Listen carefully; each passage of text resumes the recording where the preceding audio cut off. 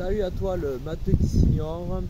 Nous nous retrouvons enfin aujourd'hui pour corriger le 14e jeu de ce défi du mois de juillet. Nous allons donc corriger l'exercice sur les périmètres.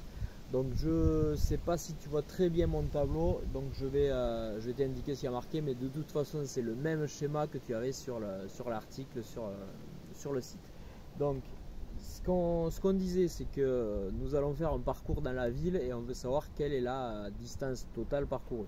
Donc chez moi c'est ici, je vais aller chez mon ami Arthur qui habite ici, puis je vais aller à l'école et après les cours je vais aller manger un petit sandwich et aller faire un entraînement pour éliminer ce que je viens de manger. Et ensuite je retourne chez moi. Donc on va faire ce parcours, je vais le dessiner et il y avait une échelle qui était donnée, bon, je me la suis écrite là-haut, tu ne la vois certainement pas, mais elle était donnée dans l'énoncé de l'exercice et on vous disait que 1 cm sur la feuille correspondait à 2 hectomètres dans la réalité. En sachant qu'un hectomètre, si tu connais ton tableau de conversion, tu sais que c'est 100 mètres normalement. Donc 2 hectomètres, ça sera 200 mètres. Donc nous allons faire le trajet. Nous allons voir, je vais mesurer avec ma règle, petite règle kangourou de quand j'étais au collège, elle n'est pas toute jeune. Je vais mesurer combien de centimètres sur le papier et je vais ensuite convertir pour savoir la distance dans la réalité. Donc j'ai imprimé le petit plan comme je vous avais conseillé de faire sur l'énoncé pour qu'on ait tous à peu près les mêmes dimensions. C'est possible quand même que ça soit variable d'un plan à l'autre, mais on aura tous à peu près les mêmes dimensions à quelque chose près. Donc je vous montre en tout cas la correction et le principe du jeu reste le même si vous n'avez pas exactement les mêmes valeurs. Donc je pars de chez moi, je vais chez Arthur, je vais faire le trajet. Je vous indiquais qu'il fallait partir de la croix jusqu'à la croix, du centre de la croix. Ce qui permet d'avoir des distances le plus précis possible car la maison a une certaine superficie.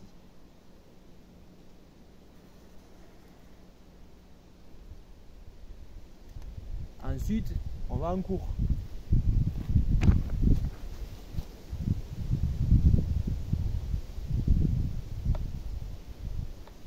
Pour bien récupérer après les cours, je suis un peu fatigué, je vais donc manger un petit, ce que vous voulez, ce que vous préférez, un McFlurry, on va aller manger.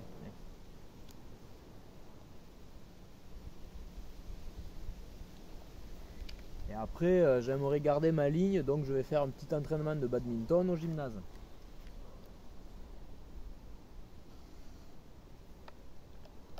Je ne dors pas au gymnase, je retourne donc chez moi pour finir la journée.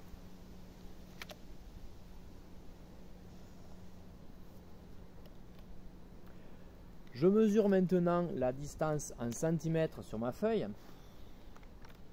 Donc de chez moi jusqu'à chez Arthur,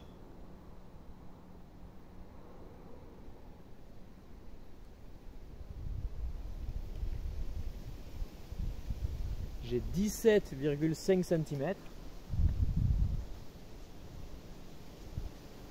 Ensuite je vais à l'école.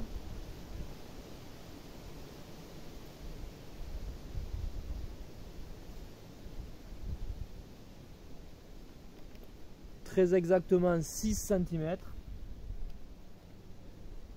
Puis le fast-food, «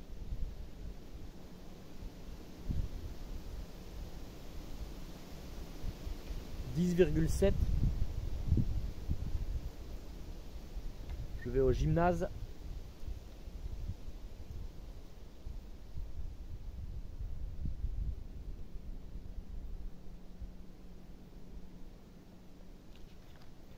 9,4. Et enfin, après le gymnase, je retourne chez moi.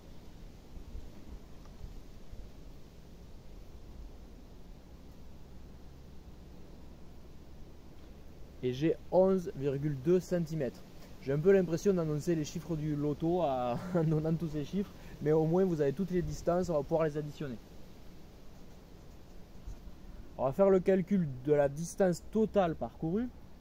9,4 plus 17,5 plus 6 plus 10,7 plus 11,2. Je n'ai pas additionné là dans l'ordre du trajet, on s'en moque, ça revient au même. Donc ça vous fait un total de 20,6, 37, 38,1, 48,8 et 54,8. 54,8 cm sur le papier. Rappelez-vous, il y a la conversion 1 cm correspond à 2 hectomètres dans la réalité. Donc on va multiplier par 2 et ça nous donnera la distance en hectomètres.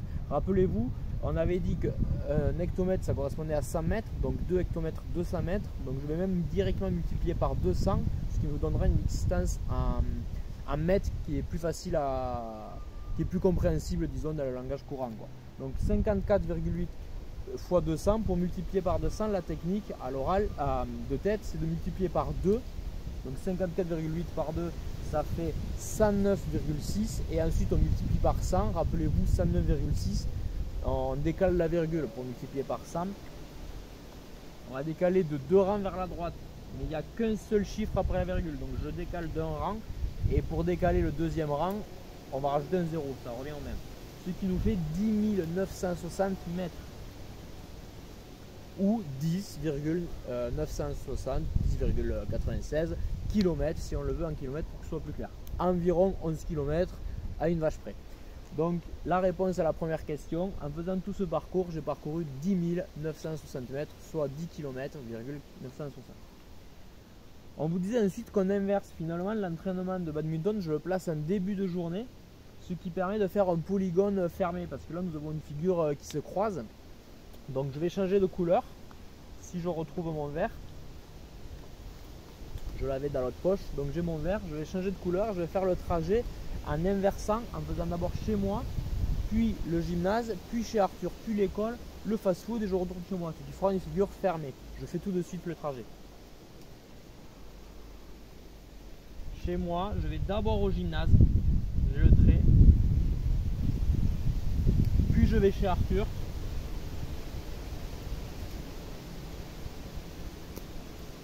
Ensuite, je vais à l'école, au fast-food pour se remettre de ses émotions.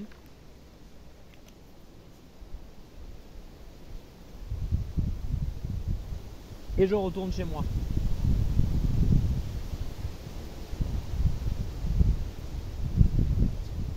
J'ai donc un polygone qui n'est pas régulier car aucun des côtés est de la même longueur. Mais j'ai une figure à 5 côtés, c'est ce qu'on appelle un polygone. Je vais faire les mesures. Nous avions déjà mesuré certaines, je ne vais pas les remesurer. Par exemple, entre chez Arthur et l'école, c'était 6 cm, ça ne changera pas. 6 cm, c'est pareil. Entre l'école et le fast-food, il y avait 10,7, c'est toujours 10,7. Entre chez moi et le gymnase, 11,2, c'est toujours 11,2. Donc il ne me reste plus qu'à mesurer la distance entre le fast-food et chez moi, car on ne l'avait pas faite tout à l'heure, cette distance.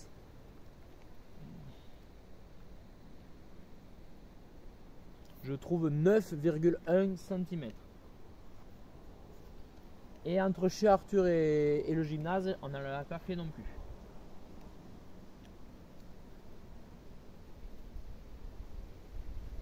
« 7,8. J'additionne maintenant tous les chiffres qui sont en vert. 10,7 plus 9,1 plus 11,2 plus 7,8 plus 6. Ce qui nous donne 19,8. Avec le 0,2 là on arrive à 20 plus 11, 31. 31 et 13,8, 44,8.